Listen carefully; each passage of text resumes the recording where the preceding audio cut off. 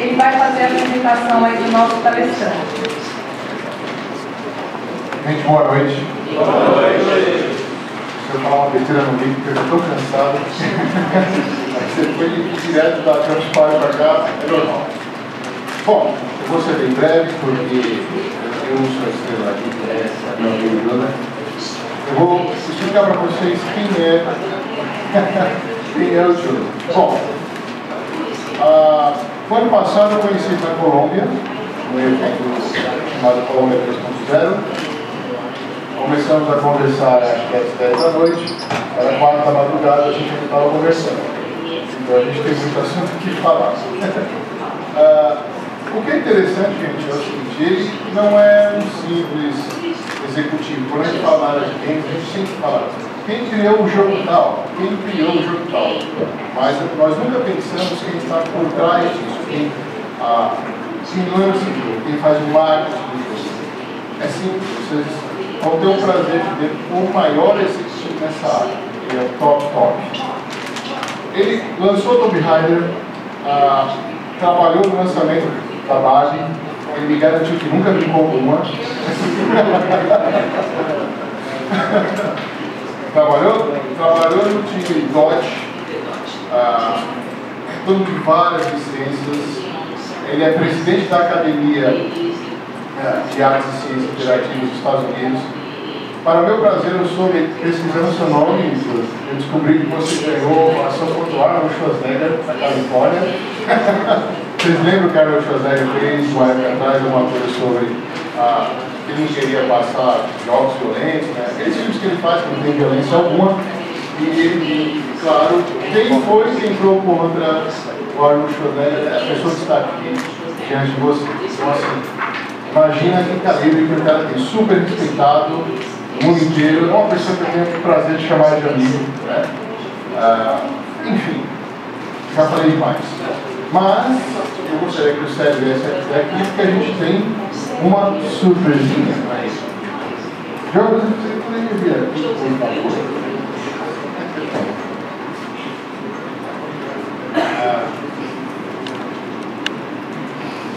Joseph, my friend, I'd like to tell you it's a great honor to have you here. So, as president of ACIGAMES and as president of Impactus, you have the pleasure to give you the plate of honor. As a member of honor, is all yours.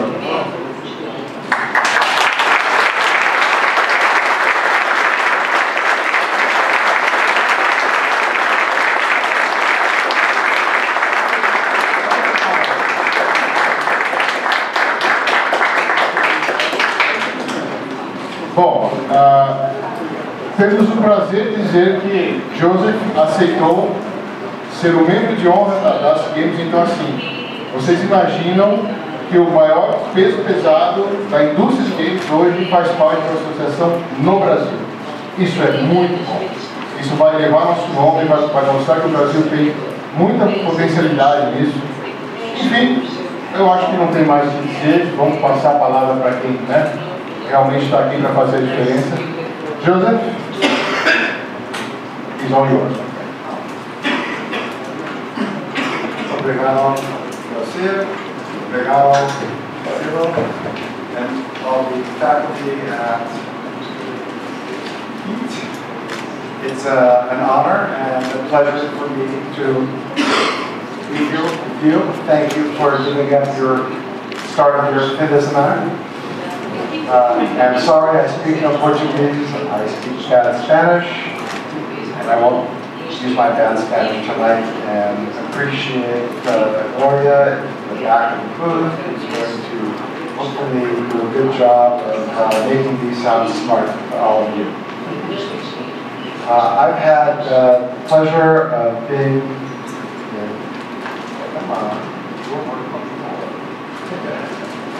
technology.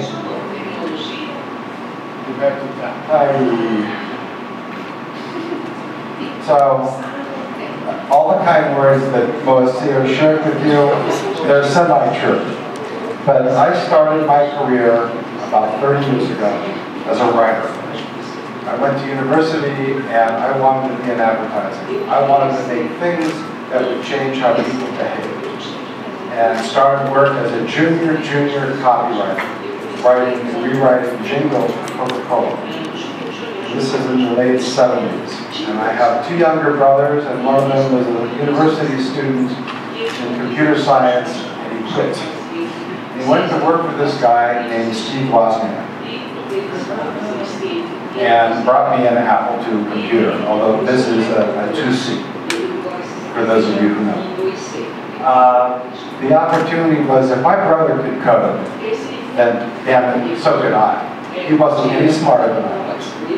And unfortunately, he's a really brilliant coder and still codes today for but I learned how to code. And all of a sudden, that changed everything in my life. Because instead of wanting to write jingles and make ads, I wanted to make games. Because the first thing I learned how to do was a card game. With the worst graphics on a 40-column display in lovely green. And everything changed. Because all of a sudden, I understood how machines work, I understood how code could be used, and I saw the potential of what you could do if you had the power of a computer and everyone could use one. So when you think back to this time, which is when your parents were born, perhaps, arcades were where computer games were at. Arcades were about a $7 billion business in the late 70s, so 1979, 1980. They ruled. That's where all the computing knowledge was, as far as entertainment. But it migrated to handhelds, to the Sega Mega Drive here in Brazil, the Atari 2600, Commodore 64, Amiga. And along the way, I worked on a lot of games, more than 100 different titles. As a producer, as an associate producer, as a sound guy. As long as I could work in games, I was a happy man. And along the way, I did play with Barbie. It was good timing because I had a daughter, a young daughter, so she was my research group, her and her friends. And my role within Mattel was to help them transition Barbie to interactive. So for those of you who spend time on eBay, you'll see something called Talk to Me Barbie. And it was the Barbie doll. And you had a CD-ROM, you plugged it into your Windows computer, and you would program it, and then the Barbie would talk to you, whatever you wanted it to say. I have two left, I'll put them up on eBay one of these days. It was a tough transition for Mattel. And they bought a company called the Learning Company. And after they bought the Learning Company, they farmed everything out. I left Mattel, but I learned a lot about women, women in games, and the differences that women make in terms of the creative experience, how women create versus how we men create, and it was easy to take forward. So currently, I do a lot of things. I suffer from ADHD, attention deficit disorder, like everyone else who wants to make games or create. So I run a trade association of universities called IDMA, the International Visual Media and Arts Association. I am an adjunct professor at the University of Southern California in the School of Cinematic Arts, which is where the games program lies. I teach game design, game production, studio management, how to create a studio. I have clients in the app business, the game business. This is one of my favorite clients.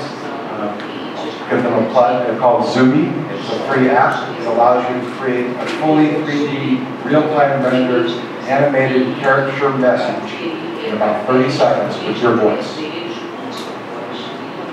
It's a fantastic technology. Like most things on the App Store, the idea was, hey, we know how to do all this stuff. We're animators from DreamWorks, and we'll get this done in 6 months. It took them 4 years. So sometimes the simple problems are a little bit more complex, but along the way, they earn 3 patents for the 4th penny. So animation engineers, those guys are very talented.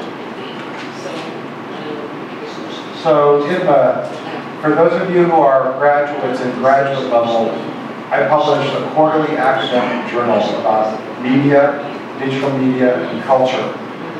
So for those of you who are doing thesis projects, you should write them and submit them. We can invite you to present at our annual conference or publish your piece. It's fully curated, and for anyone on a tenure track, it's a good thing to do. Oh yeah, so let's go back to games. What's going on in the world of games today? Because it's crazy. It is just crazy. Over the course of my lifetime working in games, I could never have imagined a time when my wife would spend more money on games than I do. and she's buying her games 50 cents, 99 cents at a time. She says she doesn't cheat playing Candy Crush and buy power-ups, but I know damn well that she does.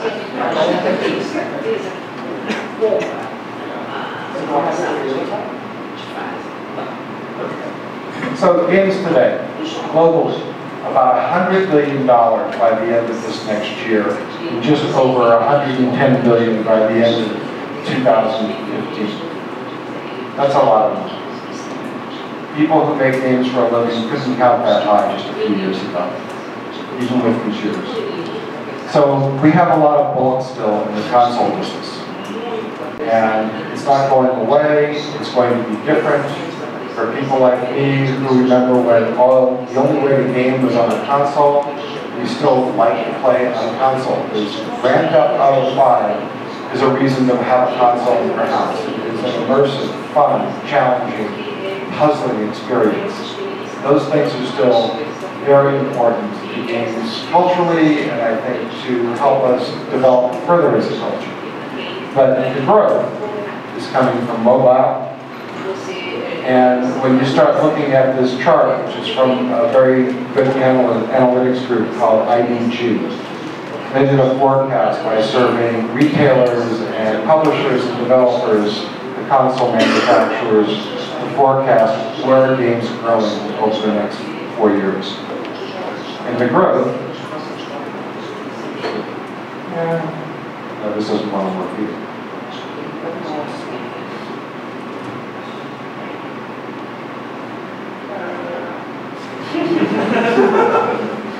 Mobile. If you look at the territories, so the blue is the Estados Unidos, and green is Europe, Asia. So Asia is big. Asia is India and China. So quite a lot. Korea, places where mobile is so important, and this is the rest of the world. And what you see is that it's just, the numbers are big. They're too big for me to even wrap my head around.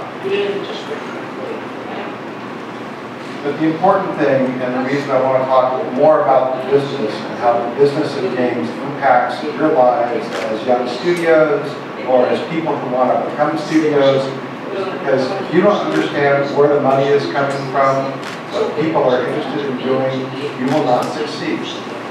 And as someone who loves to teach people about games, I want to make everyone successful. Let everyone have a couple of times to make a game and see what happens.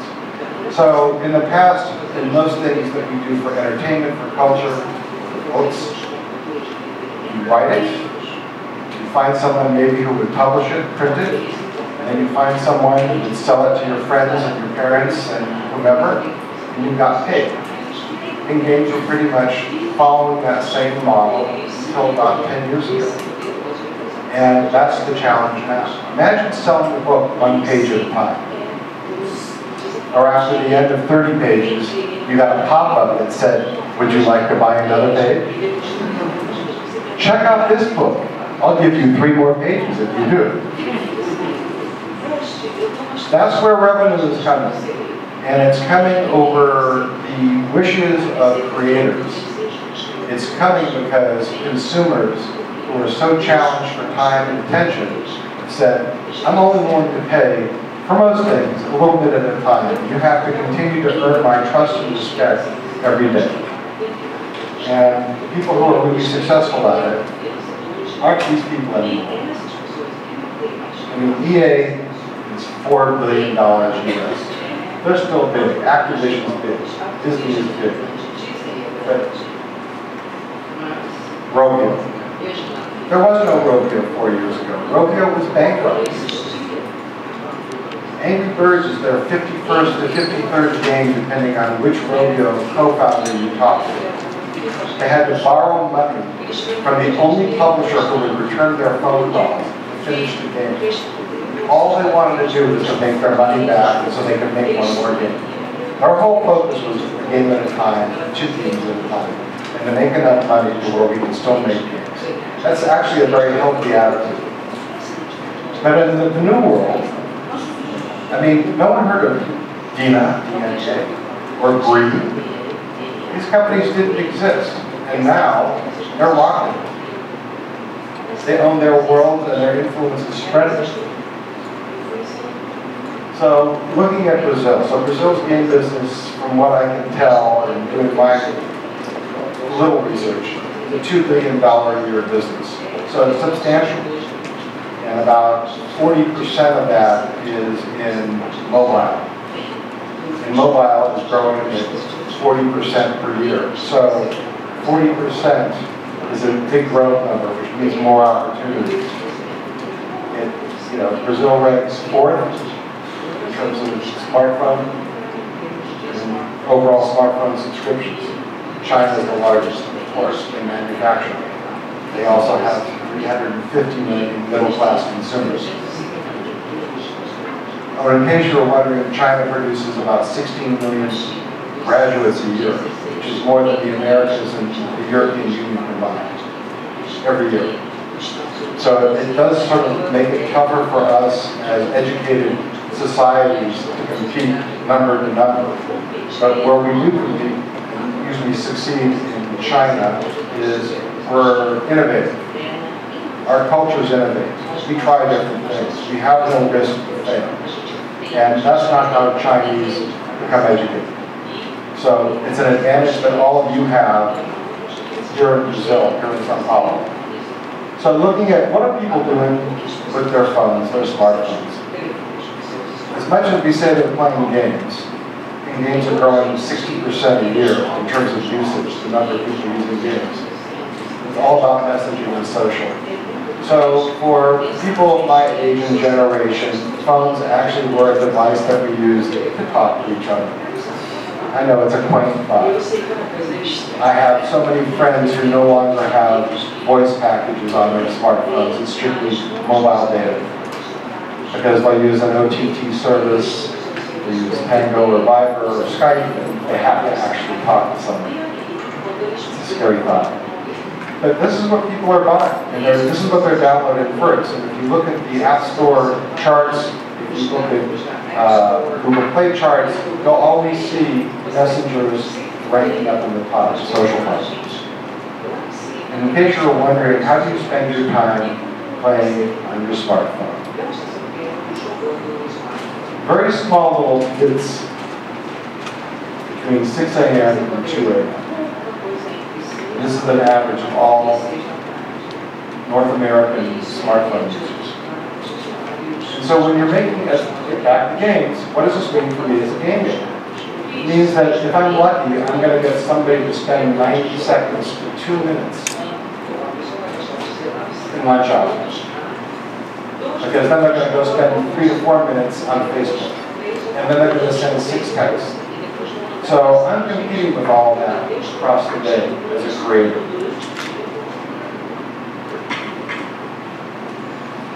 And as much as we all want to believe that free-to-play has taken over the whole world and they're all crazy, it's a large number, but it's not everyone. And eventually it will be everyone will play a free-to-play game. But right now, only about 40% of North Americans play free-to-play games regularly. The number in Europe is about 55%. And I couldn't find the number for Brazil, but I'm going to say probably between 40 and 55% is free-to-play. Again, so why should you care? Why is this important to you? Because the game business has changed. When I got into games, you had to code. you actually had to know how to code. How many here know about the game Centipede? Or played Centipede Arcade? It was written by a woman, and it was Donna Bailey. She actually manufactured her own silicon chips after programming. You had to be a real engineer. You had to know maths. You had to be crazy.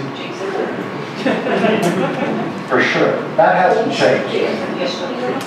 But today, you don't. To make a game, you don't have to be a coder. If you want to learn Unity, you can.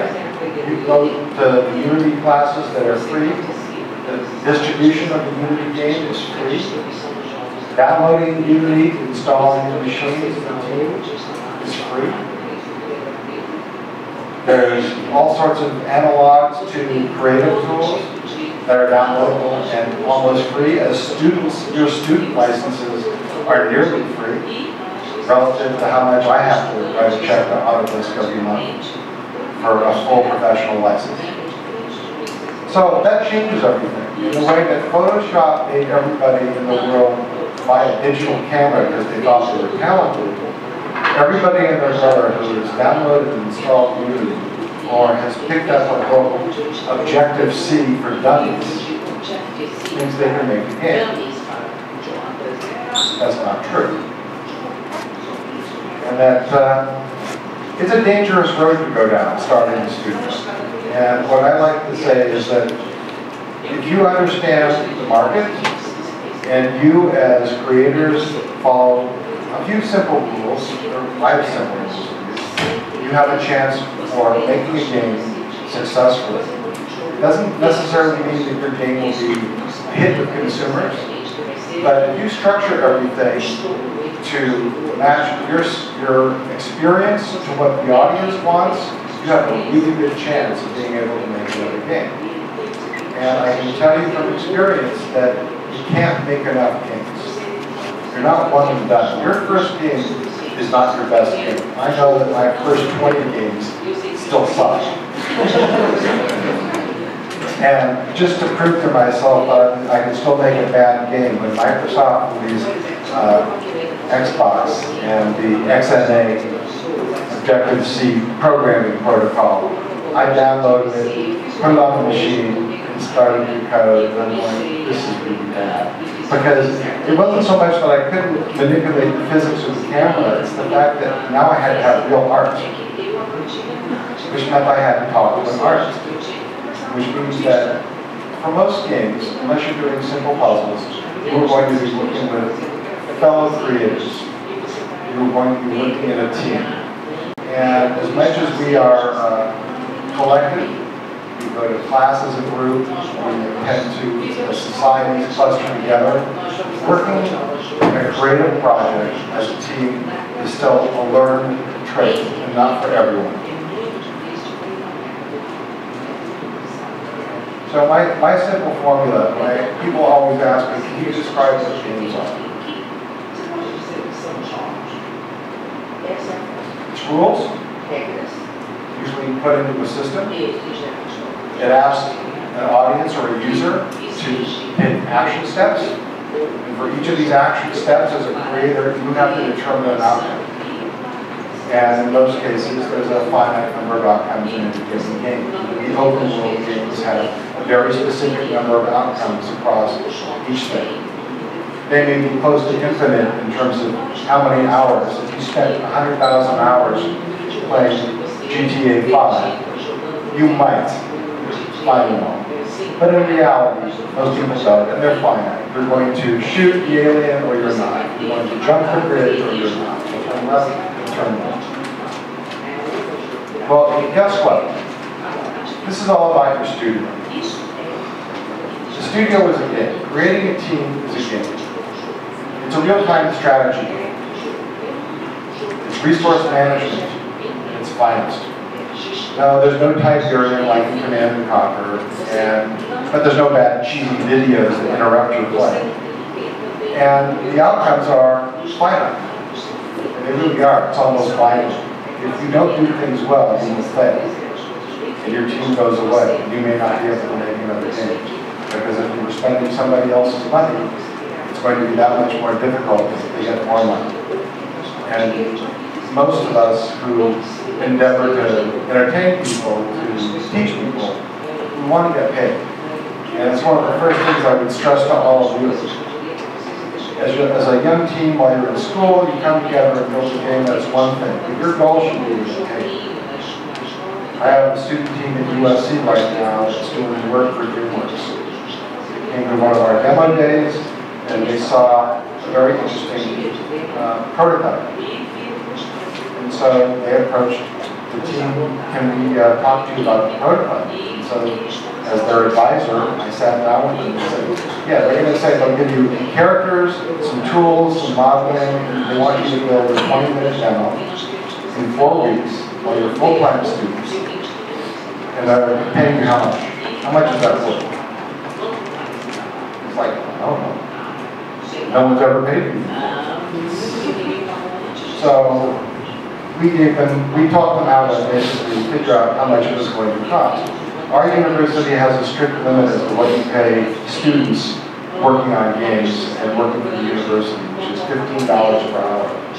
You can be the #1 coder in the engineering school, and you can qualify for $18 an hour. So at $15 an hour, and you calculated there was 160 hours worth of work. They said 90 hours, and I changed it to 160 because they have to test. They have to deliver on time. So we presented a budget, 160 hours times $15 an hour, marked up 20%. And DreamWorks said yes.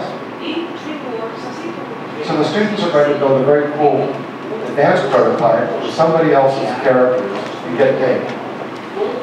Everybody wins. Does anyone ever have a nightmare about making a game that's going to end up here? And then you go, where is it?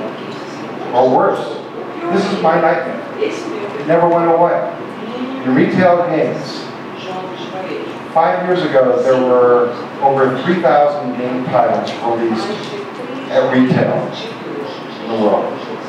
How do you find a new game, let alone the music? And today on the App Store, there's about 3,000 games a month that are put up on the App Store.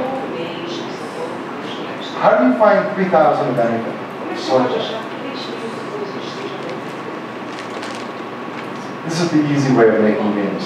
This was the first Nintendo Wii prototype.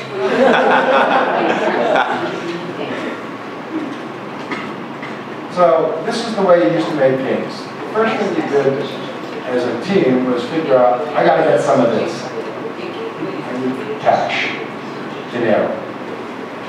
And then, you know, 6, 7, 8 of your buddies would get together, you'd rent some space, you'd find some machines, you'd buy and get Silicon Graphics to give you a lease, knowing full well that after the first 3 months you may not be able to pay it, unless money came in. You'd spend about 6 months, and you'd make the game. So, for anyone who played a Super Nintendo or a Mega Drive game, those games cost between $250,000 and $300,000 US and took between 6 to 9 months to make. From first creative meeting to releasing the code to manufacture, which meant they went to Japan and they burned memory chips and they put them on a boat and shipped them all the way around the world. It's crazy, crazy business model. Oh, and for the poor publisher, they had to pay for all that up front. So you did all this, and boom, you have a game. It's a retail. You celebrate. You're going to get royalties. Not anymore, but then you did. You used to get good royalties, and people made lots of money. You shrink, and then you shrink. So you would see teams go from, like Tomb Raider. Tomb Raider was 7 people. We had 3 contractors for artists that we used from the outside. And we finally did some QA outside when we realized right before we shipped that the game was probably going to be very, very successful. And we still didn't realize how successful was. Successful in our mind was that we would make enough money to earn about a 10% profit on the game after we paid all the debt we required to build it. and instead it changed the company. And if it wasn't for Tomb Raider, there would be no Eidos. It was all gone away. So this is the challenge. Free-to-play is a little bit different, like completely different. It's almost the direct opposite. The goal of free-to-play is to prove that you have something that can be expanded and financially stable and successful, so that along the way, you go from 4 or 5 people as a core team to 12, to 24, and so on. What I see in universities in the States where everyone realizes that free-to-play games is important, if they're going to make one, is that they start out with a team of 20 and they sync. Number one, it's very difficult to prove anything when you have 20 people all with different ideas. Number two, of course, the real obvious is that 20 people cost 20 times more than one. So we ask and try and teach prototype, publish, test, and see if it works. If it's not working, then don't release it live. You know, I'm big on the whole thing of gladiator combat, because that's what it's like to run a studio today. And I think when you get into the free-to-play business, it's like being in a chariot race. No one is nice. People do not help you. The consumer lies to you.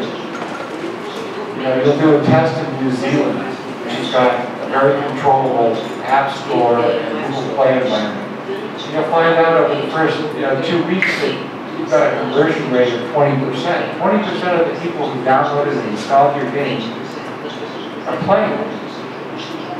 And then, week 6 happens and they're gone. You just didn't wait long enough to find out. So, and then you're in trouble. So, free-to-play is not a category, it's not a genre. It's not the difference between retail and free-to-play. Free-to-play, first and foremost, is a design.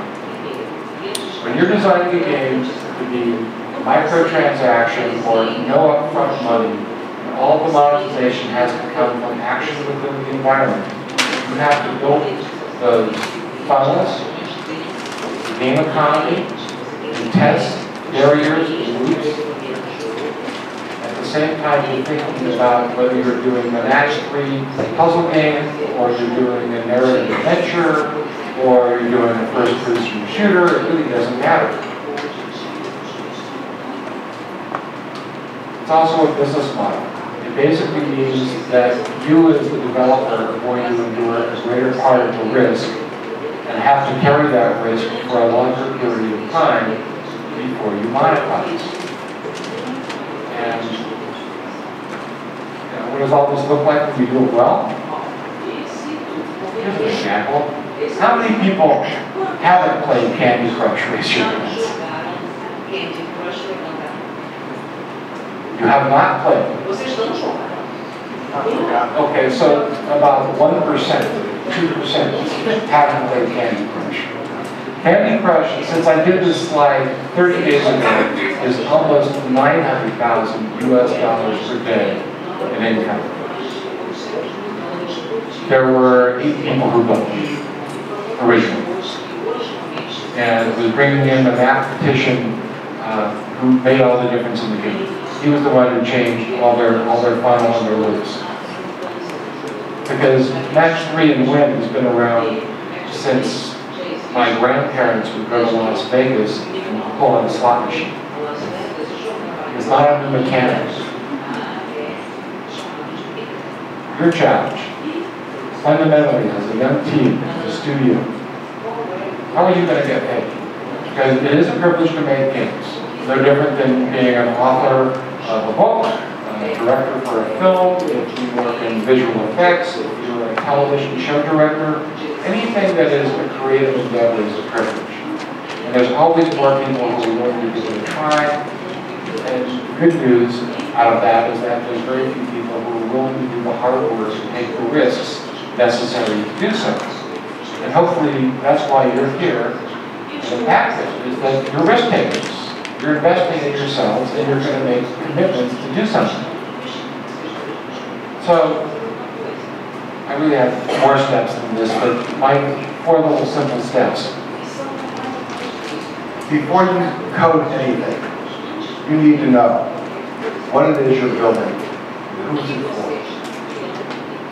What do they want? Some people would say you're pandering to your audience. It's like, so what? Pandering to making your audience happy is a good way to get paid and being able to make more games.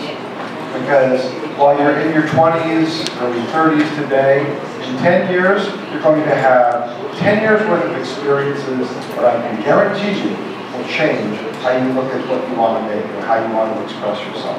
And that's a really good thing. But you certainly need to be in business still if you want to continue to make games. So it's more of a progression. You need to know how long is it going to take, how many people will it take to build it, and how much will it cost you to put those resources together to do that. And then, under the misguided assumption for a moment that you want to make free-to-play games, then you need to project out how many people are you willing to buy and have install your game, how many people will keep playing the game after so many days, how much will they spend? Are they spending 1 cent a day? Are they spending 1 cent every 3 days?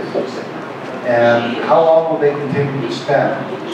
And after you take all those numbers and add them up, the question then becomes, is it more or less than what I spent to get to that point?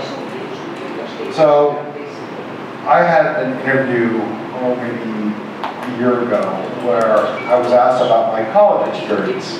And everyone wanted to know, I went to the University of Southern California, I teach there, so I haven't been fit before, and I had a good education. But I regret that I didn't take at least 6 or 7 more finance classes. And it's not that I didn't learn anything after, it's just that I would have been more effective as an independent creator of games if I understood how a balance sheet works, what cash flow means, and how financial systems work, so that I can make $500, spend like $1,000.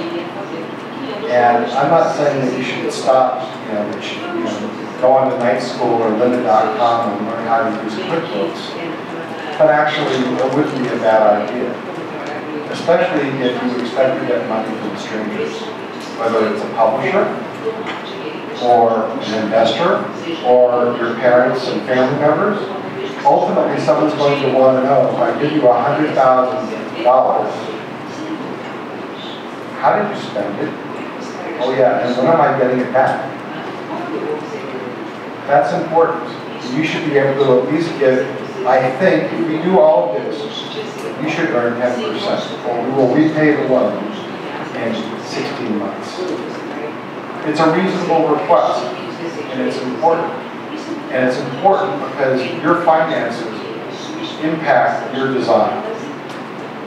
I get student pitches all the time for an advanced game project. We give students up to 40 other students to work as a team from engineering, art, sound, and we pay for this out of the university budget. And we have a competition. So I see student pitches, really bright young men and women, and they come up with game concepts that Activision would need 300 people in 3 years to do. And they're being given 15 academic weeks for a working prototype. And me, I'm a hard ass. I ask my students to have a working prototype that shows the primary mechanic, no more than 7 minutes of gameplay, 12 weeks or less. Because it's doable. If you know what it is you want to build, you know what the experience is going to be, you can build a playable prototype that demonstrates whether something is fun, less than fun. Now, no, the artwork is going to look like crap. It's going to be blocks. You may have raw poly showing and a texture map of a playing field. It doesn't matter. Can I play it? Do I get the joke? Is it fun? And honestly, before I code, I paper prototype. And I'm hoping that somewhere within the discipline and the path that you look at paper prototyping, which is basically you use cards, a playing board, a 6-sided dice, an 8-sided, a 12-sided dice in pairs, and determine outcomes. And see around a table with a 6-pack of beer with friends whether anyone is laughing and whether people still want to play. And I know you're going, but that's not the same thing as interacting with the screen and shooting. It's like, well, yeah, it is, because that's the challenge. The challenge is to hope to get someone to play usually right away, unless I tell you, you have to play this game. If you don't play this game, I'll never talk to you. And there's very few of those games that come up. Are you all familiar with Malcolm Gladwell? He's a reasonably famous professor, author, philosopher, and written a book called Outliers. And it's about the dynamics of highly successful companies and what makes them different. And the challenge that we have in the game industry, within the interactive entertainment industry, within applications, is that everyone wants to believe that this is the norm. It is not. I know everyone at the studio is responsible for this. My friends at Rovio, my very good friends at Fruit Ninja, from Hacker Studios in Australia. That was their 14th game, 15th game, and they couldn't decide whether they should charge for the game or make it free to play. And they finally decided to charge for it up front because they were afraid if they didn't, they wouldn't get cash soon enough and they go out of business. So it wasn't that they wanted to charge, it was they felt they had to charge. So they did. And along the way, it's done, 100 million installs. I mean, it's not Rovio, it's not billions or billions. Clash of Clans, Supercell. No one knew. They didn't. And certainly, my friends at Telltale with Walking Dead, they knew that their whole goal was how to make money and make money back. Because they spent money on the license, and it was an expensive game to make. But they were always confident that they'd make enough money back to work on another game. That was their goal. And of course, it blew up. The television show blew up. It's one of the highest rated shows. It's making the creators of the property huge money in syndication as it's transmitted around the world. But that's not what they were intending. So I usually give homework in my classes and mandate 2 hours of gameplay a week. For those of you who email me, I'll give you a list of 100 games that every game creator should play. And if you can't play them all, you can probably find complete playthroughs on YouTube. Some of them I have links for. Others you can play through emulation. And emulators are pretty easy to find on the internet. So these are, let's start out with this one. This is a game called Puzzle Juice. This was done by 2 students in 6 weeks working at USC. This is their first prototype. Tetris meets Boggle. I don't know if Boggle, an old board game, word jumble. Simple mechanic. It has the worst tutorial ever put in the game. 4 million downloads. It was picked up by a small company called Starbucks. And Starbucks featured it twice over 2 months for a week. So every time you got your espresso, you have a little card display, and there it was, Puzzle Juice, free download code. So I'm thinking of the 2 students, and they expanded the team to 6 people. Probably made about $1 million while in school. They knew that the game was fun. Once you got playing the game, their challenge was how to get distribution. And it was just a serendipity of somebody from Starbucks going to a demo program and seeing the game. That's how it got up there. These 2 games are from one studio in New Zealand, Wellington, New Zealand, called Pickpock. Pickpock has shipped 28 titles in almost 5 years. They've never lost money on a title. Every title is earned out. Some of them have been wildly successful. This title here, Flick Kick Football, has done 28 million downloads at 99 cents as well as free to play. The free to play version made 5 times more money than the 99 cent version. They just introduced a new version of it called Flick Legends, which is totally free to play. And you'll have your first monetization screen in about 7 minutes. This game is called Monsters Ate My Condo, or Super Monsters Ate My Condo. It's a match 3 manga-style puzzle game. It was originally $1.99 and then became free. It was work for hire. It was originally IP that Cartoon Network. Does Cartoon Network get distributed here? So Adult Swim. So some pretty wild stuff. So this was some animation that the Turner Company had kicking around a warehouse in Georgia. And they figured they'd give it a test, and the way they tested it was to make a game out of it. So this game wasn't that successful. It did about 1 million downloads.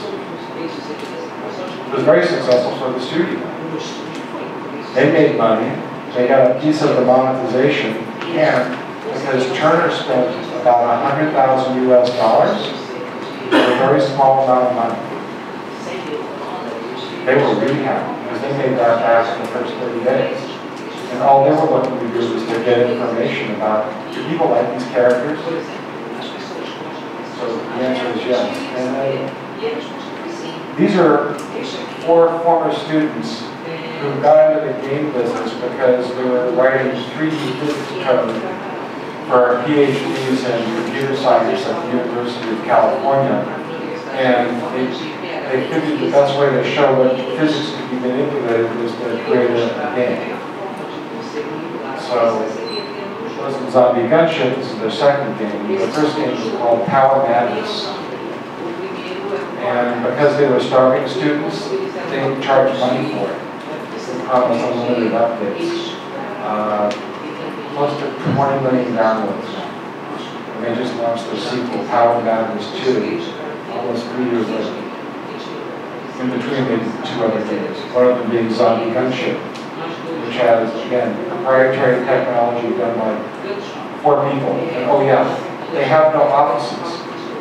The lead engineer and co-designer is in Germany, on a farm outside of Berlin. The art engineering guy is in Palo Alto, near Stanford. His other partner is in San Francisco, so not so far away. And then their other art and design guy is in Chicago. They meet once a month. And the German only meets via phone. That's unique. And again, they were all in school together, so they have that relationship and that language that teams develop. But you should be playing these games. They're great examples of games that are very successful with audiences. And they're not outliers. These games will never do 1 billion downloads. But they allow the creators to get good experience, make money, make their audience happy, and make their sponsors or publishers happy. Well, this quote from Homer. I could never master Latin in high school, so this Homer is easier. And there's some truth to the humor, of course. If something's hard to do, then it's not worth doing. I think that's what happens to a lot of young teams. You get discouraged along the way. And you get discouraged because part of your team isn't focused or in alignment with the rest of your team. And then all of a sudden things split. I think that as creators, it's always about the game. My game idea is sacred to me. It may be sacred to 3 or 5 or 6 people, but it's not sacred to the audience, and it's probably not sacred to the people paying money to do it. So, your game, your mechanic, your players are controlled by rules. As a game creator, you have to live within a different set of rules. A real-time strategy game, a studio. you have to respect those rules. You need to know who your target is. Absolutely positively, with your team, you focus it on the same page and know exactly what it is you want to build. And you need to know your maths, your metrics, both in terms of the player experience and certainly in terms of how much cash do you have in the bank today and will that allow me to make payroll for the next 2 weeks, because I need 2 more weeks before I can get a binary approved by Apple and shipped. And you can always get your friends to basically work for nothing for 2 weeks. But when it's 8 weeks, you know, good friends are tested. I know this sounds like a parent talking. I am a parent, and I apologize. But it really is about, discipline is one way to express it. The other is commitment. And the commitment is really to yourself and to your team. You have to be honest. You know when your game is good. I mean, it may not be perfect, but you'll know when it's good. The question is, will you apply the discipline, be honest with yourself when you know the game is not? When you get feedback from a small test, and you realize that people can't find the key to get to the next level, and they stop playing after 8 minutes. You sit down and figure out and look at the data and say, broken. We have to fix it, and we have a day to fix it. What can we do? As opposed to ship it and just say, well, it's all right. You can't be satisfied with that. And again, back to scope, and to the great slide I used to show, scope kills. Because you're trying to build an epic, a map of the world for an adventure game. You're building stuff that no one's ever going to get to, because after 8 minutes they're lost and they put the game down. So you spend a lot of hours building things that no one's ever going to see. And this is a headline. This is a problem that has plagued the game industry for 20 years. Less than 6% of people complete a retail game. Now, the Hauser brothers and Rockstar, they get about 12%. So 12% of the people who bought GTA 5 supposedly have completed that game. That's a commitment. It's about $100 or so. Not me. I wish I had $100 to play one game. I'm not that disciplined. But when it comes to my studios and my clients, this is where I draw the line. And I need to be honest with them and myself when good is good enough and when it's not good enough, we have to do something new. If you do all those things, you get to have a very good probability of getting a game done, published, and an opportunity to build your next game.